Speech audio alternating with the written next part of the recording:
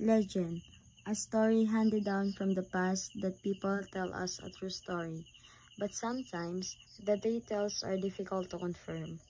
The person telling the story usually does not claim to be an eyewitness to the events, but heard it from someone who knows someone who heard it from someone who was really there. Legends often contain a moral or a lesson and are told to uphold the values of the community. They often involve supernatural or religious elements.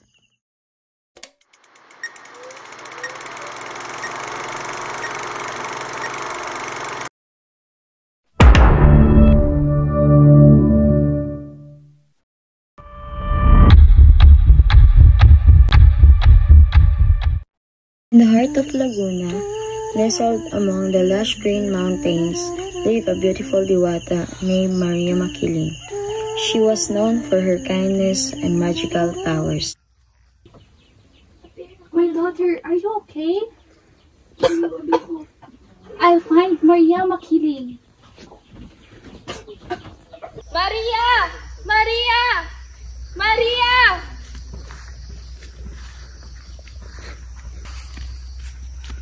Maria Makiling, my daughter are sick. Can you help her? Take this, my son. It will help your children. Thank you. When the farmer reached his hut, he was amazed to find the ginger had turned to gold. Maria Makiling's kindness was legendary. Maria Makiling was loved by many, but three suitors stood out. Captain Lara, a Spanish soldier, Joselito, a Spanish mestizo, and Juan, a hard-working farmer. I brought you a gift from Europe. Will you be my wife? Maria, I have traveled the world and read many books. I can show you the wonders of the world. Maria, I have something to say. That I love you. I will work hard just enough to make you happy. It is one whom I love.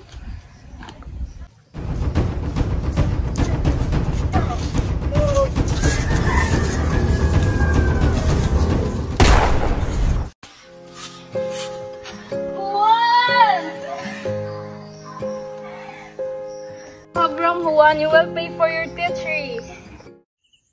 Maria Makiling raises her hand, and the soldiers are struck by a sudden illness. Captain Lara and Joselito flee in terror. Maria Makiling, heartbroken and enraged, vanished from the mountain. Her curse followed those who wronged her, and her legend live on. Maria! Maria! Maria! Where are you? They say they'll watch us over the mountain, and those who disrespect her will face her wrath. The story of Maria Makiling reminds us of the power of love, the importance of justice, and the need to respect nature and its magic.